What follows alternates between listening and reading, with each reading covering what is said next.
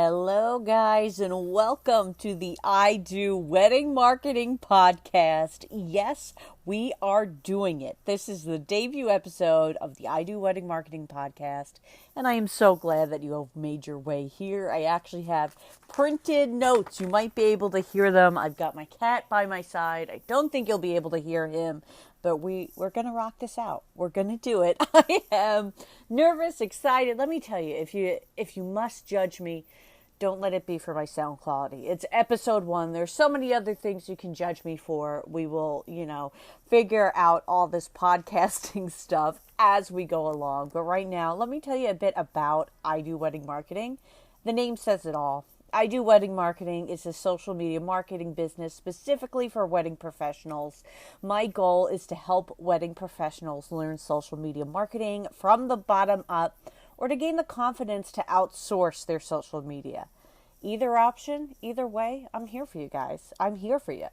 But guys, this is our debut episode, so let me tell you a little bit about me too. In today's episode, as we go on, I'm going to be talking about our introductory topic, which is why social media. No better place to start than that, right? So stay tuned. We're going to get there, but let's get to know each other first.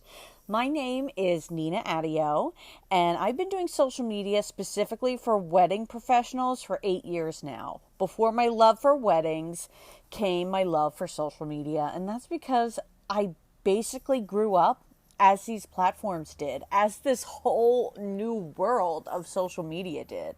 So, I was in elementary school as AOL rolled out. They had AOL Kids and keywords. Do you remember commercials that say, search keyword this? And that's how you'd find things. Does anyone remember that? Oh, I'd even spend my weekend days playing Slingo. Anyone? If anyone remembers Slingo, you have to message me on my Instagram. I Do Wedding Marketing, and we can bond about that. AOL even allowed you to make your own little website and extended profile info. I mean, they were good old days, but we're not just talking about AOL today. So then after AOL came AIM, AOL Instant Messenger. Anyone remember that? And AIM stuck around. AIM profiles, away messages. Self-expression for teens on social really started with the away messages. The dramatic lyrics and quotes everyone would leave. You'd say you were away, but you really weren't. You were just waiting to see if your crush came on. And after AIM, the groundbreaking MySpace came out while I was in high school. And as I started college, another platform exclusively for college students started too, and that was Facebook. So if Facebook started while I was in college, that means while I was in college, social media was not a major. Businesses were not on Twitter. Professionals were still exclusively advertising in papers, commercials, radio ads, and magazines. And those methods of advertising still work. But in this podcast, we're focusing strictly on social media. So I didn't learn what I know about social media in a classroom. I learned from being, firstly, a consumer of social media. My first position in the industry was doing social media and administrative work for a group of wedding venues. And doing the admin work means I learned the industry from every aspect. Booking the linen orders, articulating the cake designs for each event, sending leads to the vendors, booking vendors for the bridal showcase, and so forth. At the same time, I was now given a platform to experiment on Instagram, Facebook, Twitter, Pinterest, etc., all from scratch to learn how we could grow on those platforms. And at that time, there was no specific information for how to apply social media strategy specific for wedding venues, wedding photographers, wedding DJs. So I had to learn it. There was information out, but it wasn't location-based. It wasn't for the local business, and it wasn't for wedding pros. I learned it from the bottom, and I loved it. Then I got married. I left the job, and something interesting happened. I couldn't stop thinking about promoting wedding professionals. I couldn't stop thinking about it. I wasn't just passionate about weddings because I was a future bride. I now no longer was a bride and I missed it. The vendors, the tips and tricks, matching couples with professionals. I worked with a friend of mine who was she has a great wedding planning business, Iconic Events by Mandy, and I was able to do some weddings with her, which was great. It helped keep my pulse on the industry. But then all I wanted to do was talk to the vendors and post about the vendors, and I missed it. I knew where my full-time place had to be now, and it was doing social media. So it was that May of 2019 that I Do Wedding Marketing launched. It survived a pandemic, showing that now more than ever, vendors know that digital is direct. Okay, when your door is temporarily closed, your communication is still open online. Now more than ever, we are seeing the value in social media. And that really is my first point in today's topic, which is why social media is ideal for your wedding business. When your physical doors have to temporarily close, your social media profiles are still open. Your email list is still open. Your website is still active. Not only can your clients get in touch with you, but you can get in touch with them. That is huge. Believe me, the last thing I expected during a pandemic that stopped events was to book more wedding industry professionals for social. But that's exactly what happened, because people realized that where they needed to focus was online. Even before this pandemic, the trends are pointing less towards foot traffic and more towards online traffic. So once upon a time, vendors and professionals could be on a venue's recommended list, and that would be all they needed. Then, as things evolved, you could be on that list and maybe add a listing on the Knot or an online profile site, and that would be all you needed. Imagine how simple things were back then. But while it does sound kind of awesome, there's also something more awesome. Okay, imagine not having to be subservient to a venue or to an online platform. Imagine totally calling your own shots. Imagine not having to pay a commission to someone for a booking, or getting repeatedly, badgered by these online listing sites to do a 2-page spread in their magazine that you don't need. All right. I mean, that may be my own pain point, but Okay. So magazine spreads aside, that really does lead to my next point about why I love social media for your wedding business, and that you control your advertising budget. And yes, $0 counts. With social media advertising, you're totally in control of how much or how little you spend. And it's not in a misleading free trial or try the light version sort of way. It's totally within reason. Okay, it's totally within reason to put in time over money when it comes to social media marketing, especially on Instagram, Twitter, LinkedIn. Organic reach could become more challenging over time, which is why the sooner you start, the better. I can't vouch for other agencies' pricings, but I speak for myself. I know that a social media agency for your content can possibly cost less than traditional options of paid for listing online, like Wedding Wire or the Knot. It's just something to consider. And I do want to give a disclaimer that I think the Knot has huge value for professionals. It's not going away. It appears at the tippy top of search results, and many brides and grooms do refer to it as a listing where they can view multiple professionals all at once. So I'm not trying to hate on the Knot. I think if it's something within your budget, it is absolutely a discussion point of something you should consider. But keep in mind, those online listing sites do service the couple first and the vendor second, despite who's paying the bills. So what that means is that negative reviews can't be taken down without being proven as false. And not all negative reviews are truthful reviews that you want attached to your name. With social media, you're going to be able to decide what reviews you're highlighting and what reviews you're putting on your website, your Instagram, etc. So that's kind of cool. That's kind of nice, right? Here's what I also love about Instagram and Facebook and social media in general for the wedding industry. The demographic is right where you need it to be. In the wedding industry, we're typically pursuing an age range, okay? We, of course, encourage and welcome couples of all age ranges. But typically, I got this from theinsider.com. It says that people in the United States of America, on average, are getting married between 25 and 30. I'll link that in the show notes because they also had a breakdown by state, which was really fascinating. And I'll also link below the next set of stats I'm going to give you from Sprout Social, which is that 81% of 18 to 29-year-olds use Facebook. 81%. Okay, so 81% of your target audience is potentially on Facebook. 64% on Instagram.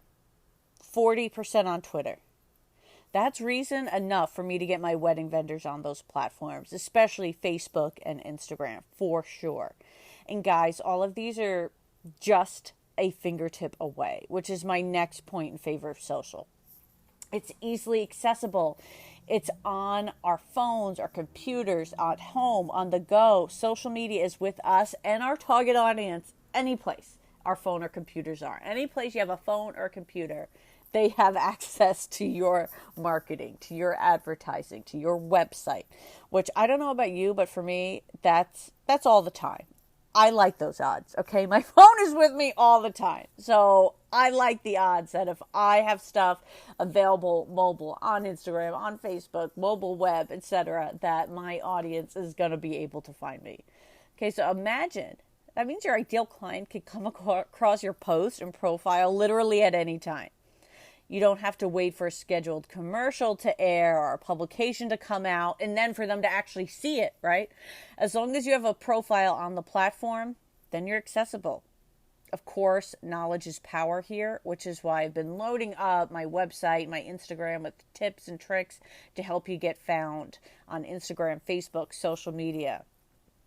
But let the fact that your profile is just an application away from your client's fingertips at all times motivate you to start rocking your social presence.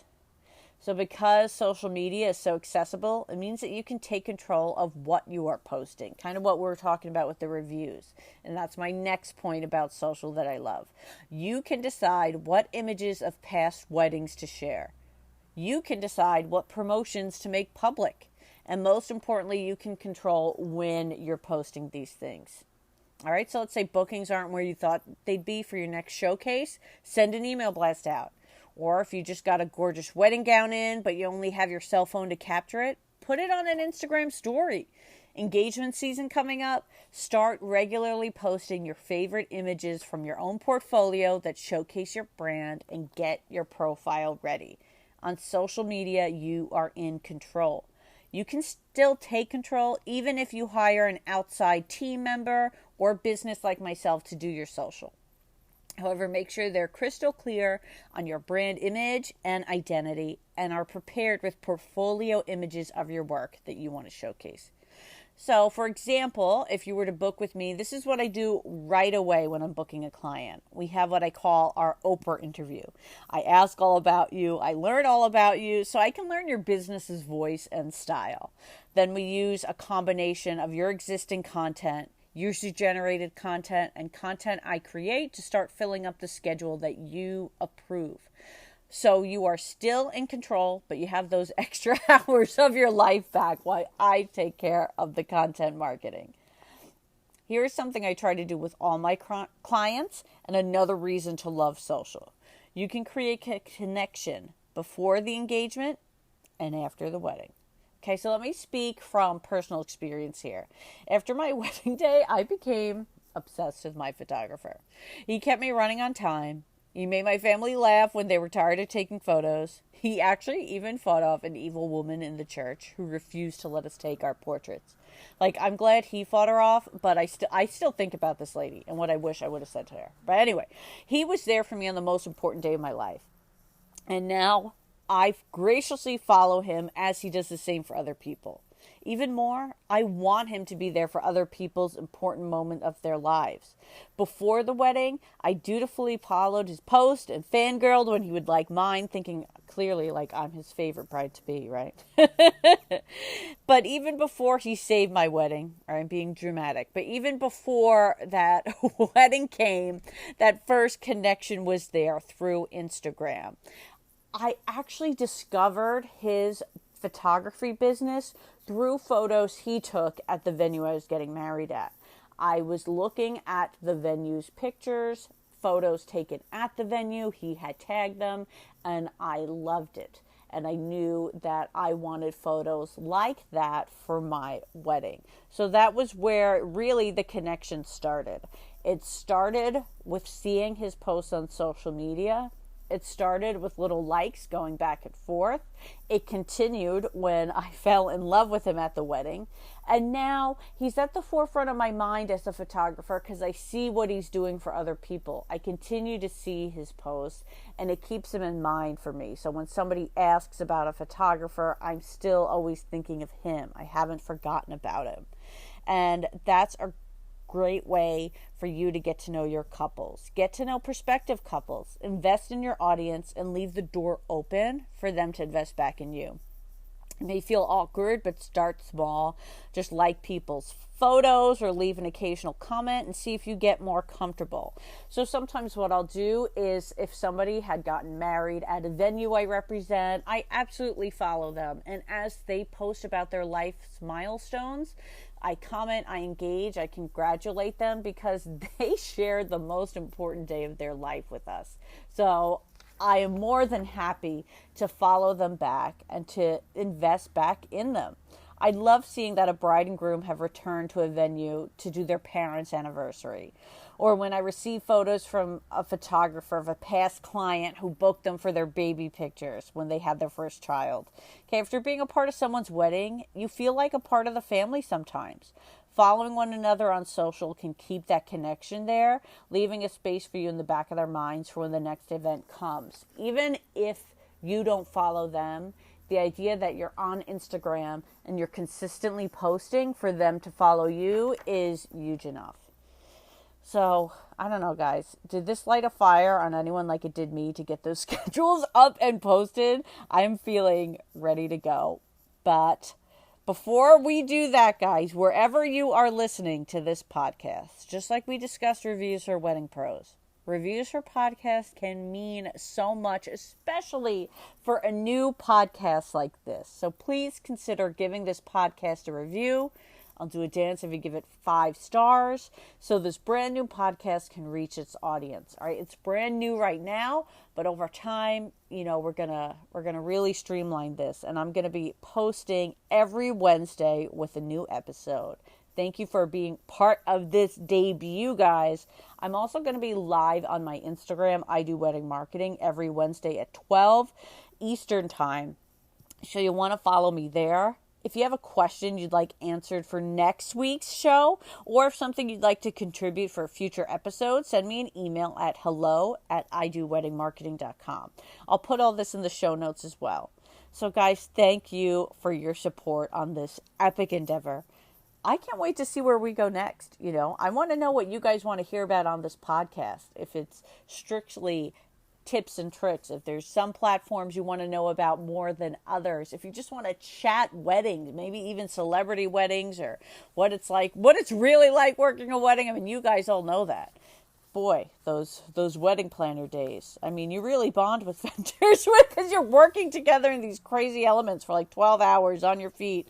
Oh, it's why I love weddings so much. So thank you guys for being here. I can't wait to see where we go next. All right. XO guys, I'll see you next week.